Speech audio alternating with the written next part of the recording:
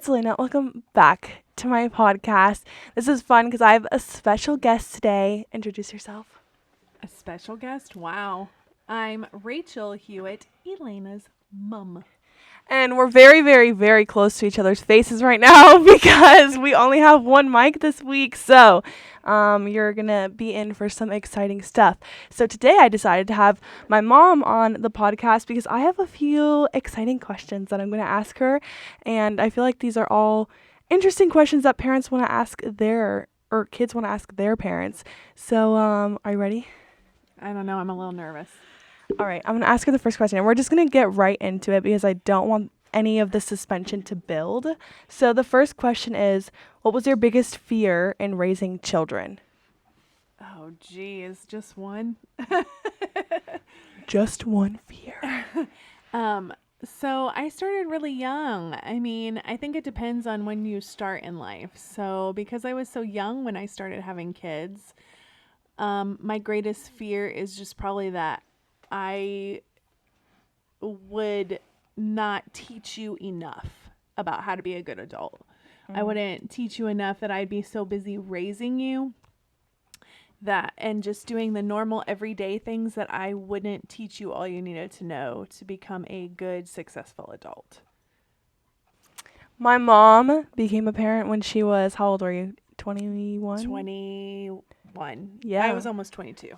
She was 21 and she had a whole baby. So Baby. Are there halves? And for reference, I can't even think of a number. I have 3 brothers currently who I live around and with. The youngest, who is 9, is Alexander. And then I have 2 older brothers, Grant and Dylan, and they're both in their 20s, which is really weird because he just turned 20 like not that long ago. So it's crazy. So yeah, and then she has me. I'm 18. So she has 4 kids. So for reference in this whole podcast of talking about children, she's had a few, so she would know. So I have some interesting, deeper questions. I want to kind of get into I have had these random questions about whether they're about religion or just questions that I've always wanted to ask that I never have asked. So the next one is, did you ever think that when your kids were growing up, they would dismiss your religion? Ooh, that's a good one. I always wondered if just because we were believers, if y'all would really be believers. I want to believe that, it says in the Bible that when someone believed in the Lord, they and their household. And so I always wanted to believe that if Dad and I raised you in the admonition of the Lord, that you all would become believers yourselves.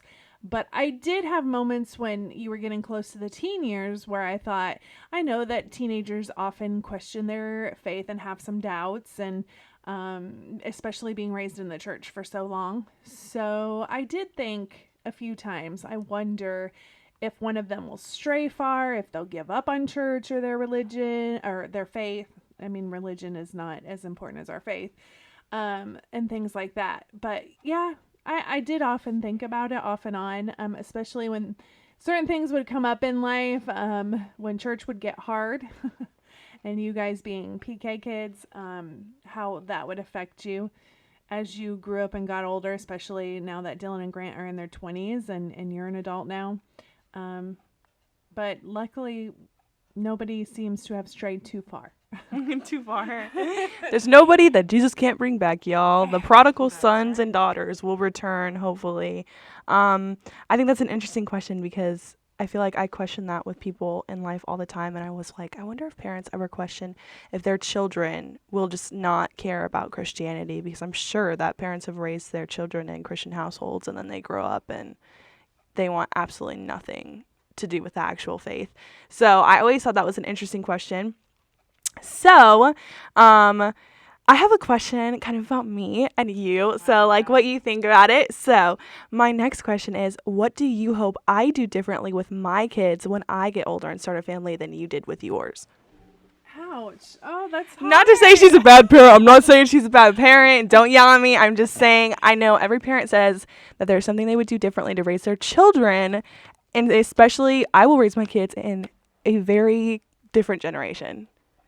That's true. So when we first started raising you all, we didn't have to fight the social media thing at first. So when Dylan even got his first phone at almost 13, It was a flip.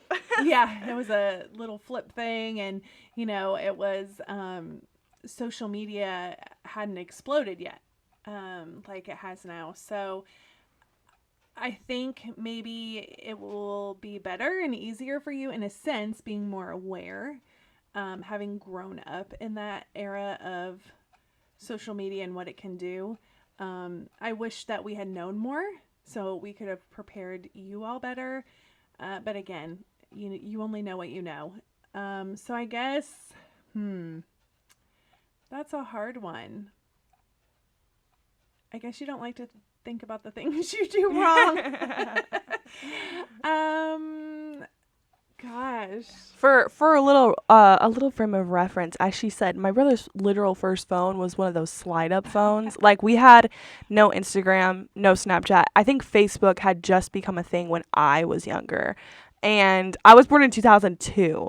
So I don't even remember anybody having Facebook when I was little, and she had a BlackBerry. Like, it was very much the age of like no social media, nothing. I mean, you played outside very often, like, so I think the biggest impact on parenting today will probably be social media. Oh, for sure. Because social media is just grown so much. Like, now you have TikTok and all of the Twitter and like all of that stuff that kids use, Snapchat, Instagram, Facebook for some of the adult kids out there. What do you wish you knew about social media when we were younger and growing up, just starting with it, that you do? Yeah, I think the biggest battle parents will face now is that there's so many. Like, you have to be constantly researching and make sure that you know what is out there. Like, I found out about the calculator app, the fake calculator app. We never had that, just for reference. No, they never did.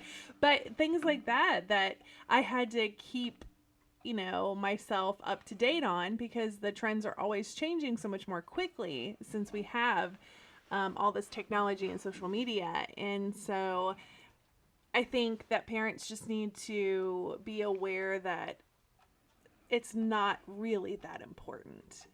Our kids may want what they want when it comes to social media because, quote unquote, everybody else has it. But I do see such a detriment to so many teens today because they have so many Instagram, Facebook, all of them, Snapchat especially, things that can disappear in 24 hours, things that are just not healthy. So I would definitely say social media is the biggest and hardest thing for parents parenting nowadays.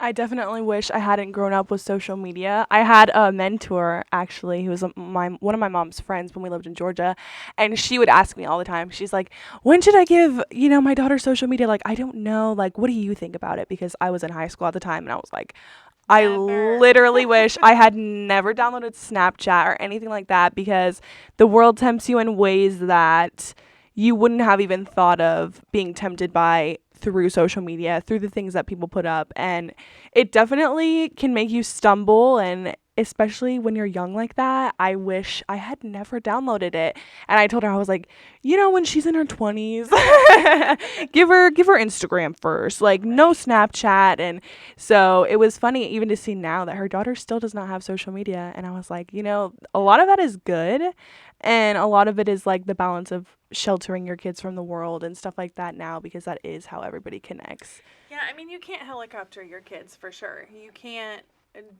just make them not have anything or do anything and then all of a sudden be thrown out into the world at 18, 19, and then they gobble everything up. Even if you talk about it at home and you think it's going to be okay, when they haven't had it their whole life or been exposed to any of that, really, it can become a really bad thing and a bad idol for them as adults. And so I'm always under just the opinion, and of course this is just my opinion, but of teaching you and showing you this is a tool. This can be fun. It can also be dangerous. And letting you know that you don't need every app. I mean, Snapchat, you guys didn't get for a long time after it first came out because I did not like it. I still don't love Snapchat. Sorry if the makers of Snapchat are listening. They're not listening, but sorry, we hate your app. She asked me if I delete it every day. I mean, I think it's a great tool, but again, I think it can just be used for such bad things when things disappear in such a short amount of time. Bullying happens, things sexual nature happen, and it's hard. Yeah, I think a lot of social media is going to keep evolving, especially when I have kids. I'm going to be older, like maybe 20s or 30s, and that's a long time from now. Well, it's not that long, but like when you think about it, it's a long time from now. You're talking about like what, 2030? Not even, like 2028, 2020 something.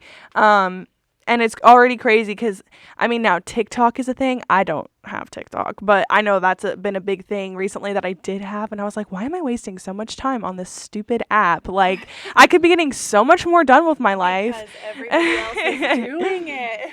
So I think that's definitely going to be a parenting downfall for me is monitoring when you give your kids phone, because I know so many, like, 10-year-old children who have phones, and I'm like, why? Like, go be Alex a child. Is 9, and I think the one thing you learn when you parent kids, because you all three are adults now, and then I have Alex who's 9, and being able to parent later in life and realize, that wasn't important. Giving them a phone at even 12, I don't know that we will do that.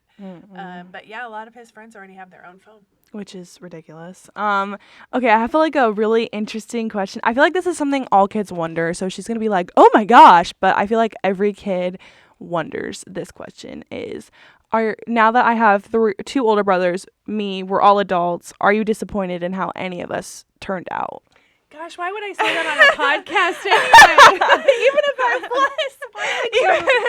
This is the podcast for honesty and bluntness. Right. I've already told you guys I am an Enneagram 1. She's an Enneagram 8, so there's nothing off the table. Yeah, you're just wanting to get your poor brothers in trouble. See, did you hear that, guys? I am the good child. No. Thank you very much. No, I don't think I could say that in social media world anyway and embarrass any of you.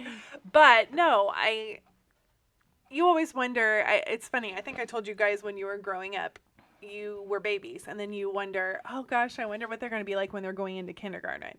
And then all of a sudden that time came, and then it's like, oh, I wonder what they're going to be like when they're 10. And then it's, middle school, and then it's all of a sudden, oh, I wonder what they'll be like when they're driving. And then we went through all those phases. And so now I don't wish that. I don't even think about it because I feel like it makes the years go by so much faster. But I love my children. Adult kids are so fun, and there are always things as a parent you secretly kind of wish. You're disappointed. I think every parent gets disappointed in the things that their children choose to do sometimes, and the actions that they do just in adulthood and in life. The sins that we will do and the things that they will know about, and then there's the things that they won't know about that we do and have done. I think it's more of the disappointment in certain actions, but as a whole person, it was more of the. Yeah, I mean, I know I disappointed my parents, and my brother and I disappointed my parents in some ways, and they disappointed their parents in some ways, and so on and so on. And I mean, that's just going to happen. That's the nature of sin, of being in this world. And so, but I'm very thankful that my kids are independent, that they're good adults, they're good humans, they love people well, they're giving and thoughtful. So I don't have big complaints about that. We're almost we're closing in on being done. I didn't want this to be super long. I wanted it to be something you guys could listen to and learn from. And even like if you're in your 20s or pregnant or something, the YouTube world is so weird and big that you can hear something from a mom who's raised so many freaking children, and then the kid on the other side being like, I wonder, because I feel like as kids you always wonder, like, what are my parents thinking about me, and how do they feel about me, and what are they saying about me to their friends, and I know I did this morning, but I hope nobody knows. So, this is a question that my parents and I have actually discussed, but I thought it was an interesting question because I feel like the topic of homosexuality has been very discussed even more recently. It's been something that really wasn't talked about when I was a kid. Like, we didn't talk about gay people and we didn't talk about, I mean, transgender and everything. That wasn't a thing when I was younger. I feel like I never heard about it. I feel like it was very rare. Um, Well, people just didn't talk about it because it wasn't as socially acceptable. it wasn't, It was yes. still a thing. It just But you never heard, like, it it's wasn't a not, constant yeah. conversation. It wasn't something that is a hot topic. And I feel like in our world today, there's more like LGBTQ strong and like all of the things that you hear about and see about on the news. So I've always talked about this with my parents because I was always curious. All of us children have said that we like the opposite gender growing up. I don't think we've ever been through stages of life where it was like, I think they're going to be gay or I think they're going to be, whatever. But this is always an interesting question to talk about, especially coming from a Christian home of what would you ever say and feel and think if one of your kids came out to you? I don't think you can adequately answer that question when something hasn't happened. I think you, as a parent, you always think you'll know. I think parents think, well, what if my son or daughter were, gay? What if my son came home or daughter came home and said, Mom, I'm pregnant or I got this girl pregnant? All those things, you kind of go through it in your mind a little bit as a parent because it's just the world we live in. But I can't put adequate words to that question because I know I have in my head a good idea of what I hope I would do, how I would love you, how I would, show Jesus regardless. But at the same time, not being there and going through that and seeing the hurt that does cause some families, I don't. I won't answer that because I don't know. It is just an interesting question in general. Like, I remember, I mean, my dad and I have talked about it. My parents and I have sat down, and it's like, obviously, there's a continuous love, but it's a very interesting thing to think about of just, especially being raised in a Christian home. I feel like there's so many things that I know my parents are very open, but I know a lot of my friends, things are off the table for them and they're not allowed to talk about stuff like that. They're not allowed to think about stuff like that. They don't ever, get to form opinions on gay marriage and things like that. And I just think it's a very interesting thing that Christians avoid and parents avoid. Yeah, I think the most important thing to remember is that they're still your kids, no matter what they do, and that you should always love them. And they're adults who are going to make their own mistakes, and their sin is going to be different than yours, no matter what it is. And so, our job as believers, as parents, as kids, even siblings to one another, is to love each other. I know we went through one hard thing with one of our kids, and I love the way that we were able to openly talk about it. That, as siblings, you loved each other still, and we cried together, and we got through it together. And, those are the important moments for me, that because our house has been so open, when you leave room for conversation, um, your kids know that they can come to you even when things get hard, even when they're scared of telling you something. They know that you've had all these conversations, and even though it's hard, they still know you're going to love them and they can still come to you. So I think that's one of the most important things in any household is open communication, not having anything off the table. We've let you guys ask everything from sex to drugs to, simple things, big things, hard things. So nothing's off the table at our house, and I'm thankful for that because I think it's made you better adults. My dad always used to tell us, I'd rather you not Google it than ask me a question about it. So it's very much been the policy of I'd rather not Google anything anymore because the internet scares me. I do want to make a point to say she heard none of these questions before. So all of this is off the top of her head. She might be a little like, oh my gosh, like these questions are ridiculous. But I don't know. I just kind of was thinking off the limb and I was like, interesting. So I'm going to ask the good Christ question last, and we're going to go into everything about me first. I always wonder what was one thing that you would change about who I am as a person or personality or something you'd be like, what would I change about me now, like being an adult? Why do you ask these questions? Because I want to know. The people need to know. People don't need to know. I'm the people in the scenario. I think we talked about this recently, that you are such an amazing giver. You have such a huge heart. Like, and no, I'm not saying this for a podcast. Guys, I'm really good. I'm paying her, actually. No. She's getting paid $20. No, you have such a huge heart for kids, for the helpless and the broken, and I love that so much. I think the only thing that we've talked about recently is you are so impetuous. Listen. I'm an Enneagram 1. It's like when people at work keep talking about astrology signs, and they're like, well, it's because I'm an Aries. And I'm like, okay. No, I love that sometimes you're impetuous because it can be so much fun, but sometimes you're just like, can't make a decision to save your life, or you go back and forth on decisions, or it sounds fun for the moment and so you jump for it.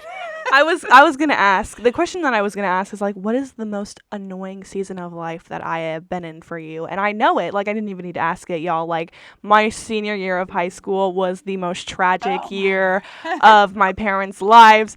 I told them I was going to 27 different colleges. I also told them I was switching my major like every 10 minutes. I said I was gonna go into film school. I'm literally the farthest from film school that I've ever been. Film school, communications. I was gonna be, what did I say I was gonna be? I was gonna be a cosmetologist, an actress. I went through, y'all, I'm gonna be a teacher, so I really didn't go in a direction that anybody thought I would. But yeah, that was like the roughest. Yeah, I wanted to be a travel journalist. And then once I was like, okay, teacher or journalist? And then I irritated them every single day being like, what should I be better at? What should I do? Mom, I think I'm going to be a teacher. And then the next week I would be like, no, I think I'm going to go for journalism. I think sometimes you are scared of what you're good at. Yeah, in college, I feel like, or going into college is stuck to it. Yes, I'm a very non-committal person. Actually, you are. I really am. That's why I'm probably not going to get married anytime soon. It will take a really good strong man. It'll take a man to lasso the crap out of me until he's like, all right, we got her. But yeah, so if you're ever wondering why I didn't ask that question, I literally knew her answer already. I am very much indecisive, and the only reason I ended up picking my degree now is because the Lord was like, you're an idiot. Literally, I'm going to show you 3 different times very vividly so that you know which one to pick. So I just think that's funny. Oh, it was super fun while it was happening. And then the last question, just specifically about me, is that I always wonder, when you're a kid, you're like, what are my parents proudest of me for? What is something that I've done? Not even like about my personality that you're like, that is like my proudest parenting moment. Oh, that's super easy. Oh. That one's easy. So you always inspire me to do better. When you were 11 and right before you went into middle school, you started Sticky Stacks. I was a duct tape professional. I also considered that as a college degree, but I never. Another college degree. We should write all these down. Yeah, we really should. But you were an entrepreneur. But no, the reason that you started it was simply because you love people so much. And you heard about girls who were being sex trafficked and they were your age, and that broke your heart. Like your heart is God's heart. And it breaks for the things that breaks God's heart. And that's what I love most about you. And so when you started that business, and y'all, like, she was good at it. No, I wasn't. Yeah, guys, it was literally terrible. No, she was good at it. She's being ridiculous. I was in 5th grade. Take for granted I was in 5th grade. But she made my mom, like, she would make my mom bouquet pens. Yeah. So they were like, little tulips, little roses, little whatever, duct tape things on top of her pens. So cute. Mm-hmm. She made purses. She made wallets. She made rings. I made an Elmo wallet. Yeah. Was that your greatest That was accomplishment? it was pretty decent, and shout out to having the most supportive grandmother ever, because she still has my duct tape pens, and she still to this day will come visit us, and she has a duct tape coupon holder that is from literally Mama? yes. Oh, wow. And she literally uses it all the time still, and I don't know how it hasn't broken. Like, shout out to the most supportive grandparent. Like, you're really coming through for me. But I think that was a cool moment for me to see, like, okay, the things of the Lord are sinking in. It's not just about what we believe. Like, you took it on. You took on Christ's ways and his love. And you gave every cent to Hope for Justice. And we had to keep telling you, you have to save a little bit for yourself. And we're back to the impulsiveness. Okay. No, but at least that was impulsive for a good reason. Yes. But yeah, I mean that's an easiest moment, and you've been that way ever since. You would give anyone the shirt off your back. You just love so well, and you're such an encouragement to friends. You will buy things just because it makes somebody smile. So I love that. That was an easy question. Thanks for that. I'm so good, guys. I'm just that awesome. No, but honestly, since she did say Hope for Justice is a really cool organization. I'll link them down below the little podcast video. You guys should check them out. It is founded or co-founded by Natalie Grant, which she's a Christian artist. Actually, she was popping when I was growing up. She tweeted my dad once, so shout out. Yep, shout out to you, Natalie. We know you're listening. No, but go donate. They're awesome. They rescue women, children, boys, girls, men from sex slavery and human trafficking, and they have gone from Atlanta, Georgia, all the way to like different countries like Nigeria, all these vastly far crazy countries, and they've rescued women and children, and it's been really cool to see what they're doing. They still are doing an awesome job, so go check them out down below. The last and final question. I was listening to Sadie Robertson's podcast. They're having a baby. She's pregnant. Her podcast is so good, and they're always like really uplifting. And so they were answering questions about parenting and all this stuff, and they're talking about how just being pregnant, knowing the Lord is forming like the eyes and the nose and the everything in your body, and how it's made her see God's love differently and all that stuff. So I was thinking about that, and as somebody who's already had children and who's seen them grow up, how has raising kids showed you more of who Christ is? Oh gosh. I think that when you have children, it's like his love exemplified. Especially when you hold that baby for the first time, you realize like his deep love for us, because you all of a sudden have this crazy deep love for this tiny human that you're gonna raise, and you just get the most giant. I always tell you guys, the first tears I cried with you were always like over your little heads when I saw you for the first time, because I realized the love of Christ. And so yeah, I think the love of the Father is huge when you have kids, and they humble you. Further on, when they grow up, they tend to humble you. You realize what humbleness is. No, but I think just love. I mean, God's great love for us. I mean, it still can't be touched, even by looking at your newborn. But I think that was always the first thing I thought, wow, just the magnitude of the love of the Father, because I'm looking at this baby and I can't even imagine loving anything greater. Yeah, it's on the other side of being a kid growing up in a Christian family, in a Christian household. Like, I always remember just the love, like they always have. Even when it was like in the moments like, I don't like you, but I love you. Like, you always have those moments of, I really don't like you, and I don't like what you're doing or how you're talking to me or how you're whatever. But there was always a deep love. And I hope when I have kids one day, just how my dad loved us, just the constant deepness of, you don't even have to say it. It's how powerful that the love is.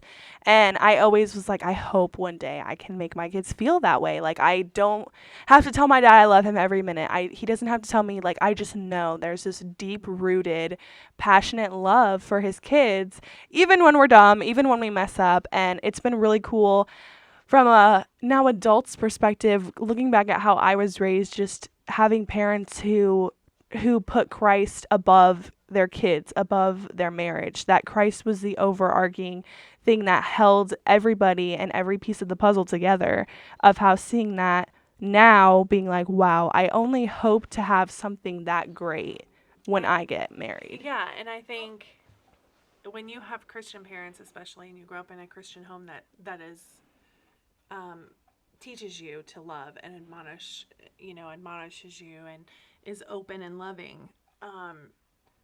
I grew up in a home like that, and I knew the greatness of the Father's love, just like you were explaining, because my dad didn't have to say it all the time, or my mom didn't have to say it all. You just lived in a state of grace and love in your home, and that's what we wanted for you guys too.